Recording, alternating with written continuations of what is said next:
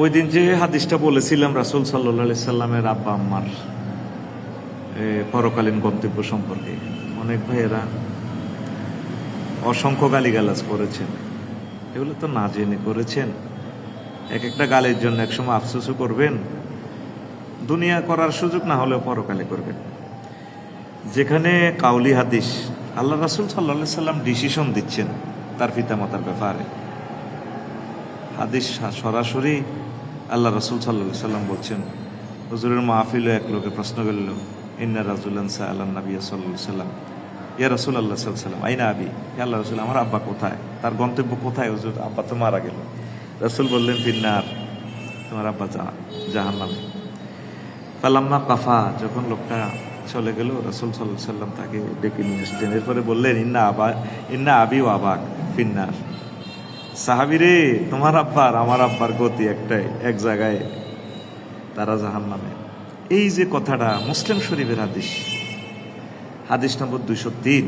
আর ওনার আম্মার ব্যাপারে সাইয়েদনা আবু হুরায়রা রাদিয়াল্লাহু তাআলা আনহু হাদিসের রাবি, আল্লাহ রাসূল সাল্লাল্লাহু আলাইহি সাল্লাম নিজে বলছেন, নিজেই যারা নবী সাল্লাল্লাহু আলাইহি সাল্লাম কাবরা উম্মিহি, তার আম্মার কবর জিয়ারত করলেন, ফাবাকা, তিনি কাঁদলেন, ও আবকা মান হাওলাহু, দেখেন হাদিসটা কত সুন্দরভাবে অনলাইনের মতো, তার পাশে যারা ছিল সাহাবীরা তারাও কাঁদলো, কি ভালোবাসা।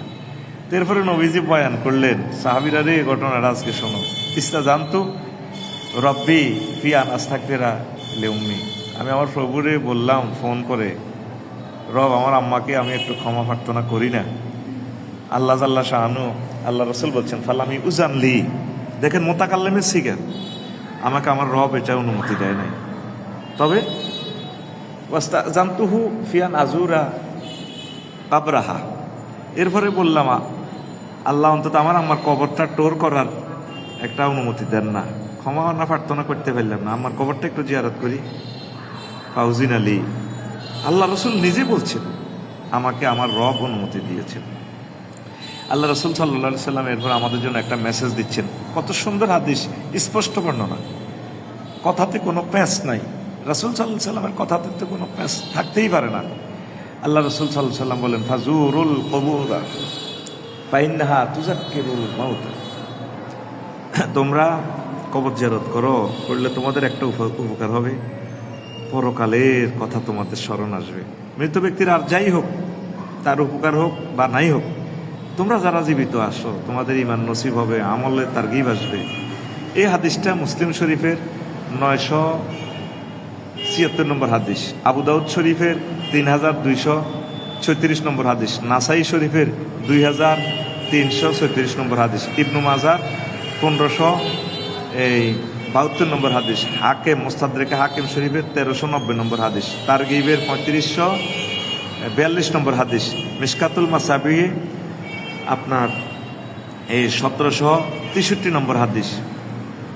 এখন এগুলো তো বলি ভাই আপনাদেরকে লাভ নাই, হাদিস আর পড়ে কি। এই যে তামাম পৃথিবীতে আমরা 1000 কোটি মানুষ আছি, সকলের জ্ঞানটা এক পাল্লায় রাখলে আর ইমাম মুসলিম রাহিমাহুল্লাহ তাআলার এই জ্ঞানের সাথে আমাদের জ্ঞান হবে? আপনি যদি বলেন ভাই হাদিস টাদিস মানি না, বাদ দেন, নবীর আব্বা আম্মা বিনা সব জান্নাতে গেছে গা, হারিয়ে গেছে গা, এখানে আল্লাহ জাল্লা শানু একটা তাওহীদের খেলা খেলাইতেছে। কিভাবে? অর্থাৎ ইমানের বেলায় নবীর আব্বা, নবীর মা, নবীর ভাই, নবীর ফোলা, কোনো ছাড় নাই।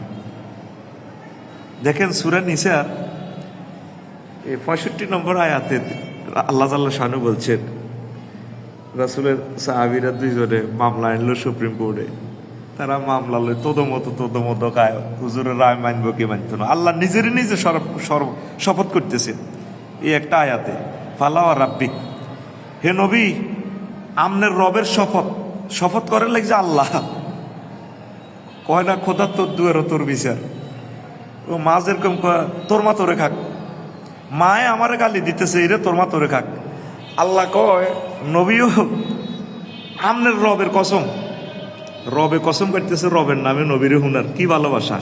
লা ইউমিনুন হাত্তা ইউহাক্কিমুক ফিমা শাজারা বাইনাহুম, আপনার সাহাবীরা, আপনার উম্মতেরা দুইজনে যদি ঝগড়া বিবাদ করে, আপনার ডিসিশন, আপনার রায় যদি না মানে, তারা কখনো মুমিন হতে পারবে না।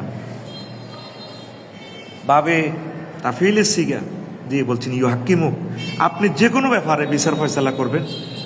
তারা যে এ করে ফিয়া অফিসিম হারা যান, তারা যে সমস্ত মামলা মোকদ্দমা করে, মাসলা মাসাইল, আপনার ডিসিশন ফিমা কাজাইতা, যা আপনি রায় দিয়েছেন, ওয়ুসাল্লিমু তাসলিমা, মনে প্রাণে সানন্দ চিত্তে এতমিনানুল কলব দিয়ে যদি আপনার কথা তারা না মানে, তারা মুমিন হবে না।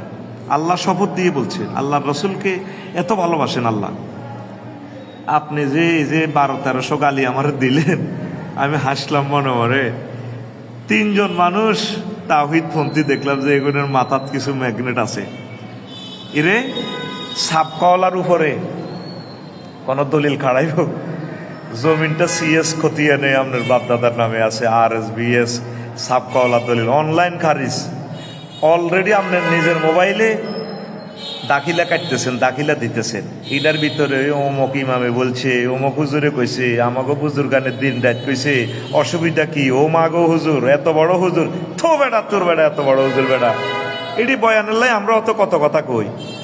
বয়ান এক কথা, দলিল আরেক কথা, বয়ান এক কথা, তাওহীদ আরেক কথা। তাম পৃথিবীর বয়ানের লোকে সহিহ হাদিসের মাকাবেলে কিচ্ছু আইতো না বেড়া, হুদা মিশে। এটি হলো বিভিন্ন মোসান্নেফে, বিভিন্ন তাফসির কারকেরা ইসরায়েলি রেওয়ায়েত, বিভিন্ন দরিফ রেওয়ায়েত, জাল রেওয়ায়েতগুলো আনছে, আনা তো ঠিক আছে, যাতে এলেমটা হারিয়ে না যায়। এটা দিয়ে তোর দলিল দিতে কইছে কি, এটিতে ওয়াজ করা যায়, এটি দলিল দেওয়া যায় না। সহিহ হাদিসের এগেনিস্টে আরশে আজিম কাঁপি উঠবো বেটা, সহিহ হাদিসের এগেনিস্টে কোনো কথা বললে তুই এটাই ইমান লই বলবি। আমার আব্বা মোহাম্মদ সাল্লামের আব্বা তো ইব্রাহিম খলিলুল্লাহর আব্বা কি কম দাম, যে আব্বার দোয়ার বরকতে মোহাম্মদ সাল্লাম জন্ম নিয়েছে, ওনার আব্বা তো হেই শেষ। এটা আল্লাহ বুঝাচ্ছে, ইমানটা আমি যারে মহব্বত করি তাকে আমি গিফট করি, তাওহীদেরে কলিজাতে রাখতে হবে, মোহাম্মদ সাল্লামের প্রেম ওইভাবে রাখতে হবে। কিভাবে রাখবেন? হুজুর যেটা বলছেন, মোহাম্মদ সাল্লামের কথার উপর আর কোনো কথাই নাই, এটাই হচ্ছে আশেকে রসুল। আর তোমার আশেকে রসুল হলে তুমি আমার একটা আশে গালি দিছ, তার কিছু আশেকে রসুল চাই। আজকের আমার এই বাণীটা আপনারা শোনাবেন, কারণ সাধারণ মানুষ তো জিনিসগুলো বোঝে না। আপনি একটা সুন্দর কমেন্টস করবেন, শেয়ার করবেন, শুনতে শুনতে তারা ইনশাল্লাহ লাইন হবে। তারা আসলে তো নবীকে ভালোবাসেই না, আমারে কাফের কয়, বোঝে না তো। আমি যে তার থেকে নবীর কত ডিগ্রি সেলসিয়াসে আরো নবীর আশেক, এটা আমি কেমন করে বুঝাই। আমার রাসূল সাল্লাল্লাহু সাল্লামের ডিসিশনের বাইরে আমি অন্য কিছু ওইদিকে সাইবার টাইম নেই। হাসিয়া বাইনা সতরাইন টাইম কই, হাদিসে এখানে যেখানে মোতাকাল্লেমের সিগা ডাইরেক্ট আল্লাহ রসুলের কলজের টুকরা আনাস রাদিয়াল্লাহু তাআলা আনহু হাদিসের রাবি। আর এমন হাদিস গ্রন্থ ইমাম বুখারীর ছাত্র ইমাম মুসলিম রাহিমাহুল্লাহ তাআলা, পৃথিবীর এক অদ্বিতীয় গ্রন্থ বুখারীর পরে। উনি এমন কতগুলো সহিহ হাদিস নিয়ে আসছেন, ইমাম বুখারী হলো যেভাবে কঠিনভাবে আটকাইছে সূত্র দিয়ে, উনি 8টা সত্য দিয়ে হাদিসগুলো গ্রহণ করছে 14-15 লাখ হাদিস থেকে, প্রায় 14-15 লক্ষ হাদিস থেকে, হাদিস থেকে কইছে যে এক রাবি থেকে আরেক রাবি মোলাকাত শর্ত। ইমাম মুসলিমে কইলো এভাবে মোলাকাত শর্ত যদি করি, একজনের লগে যেমন রফিকুল্লাহ এখন দুনিয়াতে আছে, সে একটা হাদিস বর্ণনা করছে, তার বাড়ি হলো সিটাং, তখন গাড়ি ঘোড়া নাই, বা অস্ট্রেলিয়া, তো অস্ট্রেলিয়ার সাথে তার লগে বন্ধুর লগে দেখার কোনো সুযোগ নেই, বিমান নাই, কিছুই নাই। কিন্তু ইমাম মুসলিমে একটা কারামতি খেলাইছে, কারিশমা খেলাইছে, কণা যদি একই জামানার হয় তাহলে যে কোনো সময় যে কোনোভাবে দেখা হওয়ার সম্ভাবনাও আছে। এই সেই ইমাম মুসলিমের হাদিস বেটা, তুই ইমাম মুসলিমের হাদিসের লগে তুই কনার হুজুর, হোমাগো হুজুর, এ বড় টুবিওয়ালা হুজুর, তো বেটা এগুলা বেটা নবীর আশেকেরা আয়, নবীর কলজার দিকে চলি আয়। সহিহ হাদিস ইমাম মুসলিমের এই হাদিসগুলো সুবহানাল্লাহ, এগুলো তো অদ্বিতীয় গিফট আমাদের জন্য। তুই যে আশেকানা দেখাস, তুই সুযোগ এলে ইমাম মুসলিমেরও কাফের ফতুয়া দিতি। আমার আব্বা আম্মার কোনো কথা বলছি, সবগুলো দলিল, খারিজ নম্বর কত, ডকুমেন্টস নম্বর কত, অনলাইন নম্বর কত, কোন সালে সিএস নকশা হয়েছে, হাদিসগুলো তো আমি নকশা দিছি, তুই নকশা দি মার। তুই ওমক গাজালি, ইমাম সৈয়দি, এগুলো কশো বছর পরে বেটা, এগুলো ইমাম মুসলিম সাহাবের ছাত্র, ওনারা ওই রেওয়ায়াতগুলো আনছে, আনা ঠিক আছে, এটা ওয়াজের জন্য, এটা দলিলের জন্য নয়। আল্লাহ কয়েক হাজার আশেক রসুল দিয়ে দিও আমার এই ভিডিও বার্তাটা যাতে শেয়ার করে তোমার তাওহীদের বাণীটা যাতে পৌঁছাইয়া দেয় আল্লাহ, আমি তোমার সাহায্য চাই। কতগুলো গালি আমি শুনলাম আল্লাহ।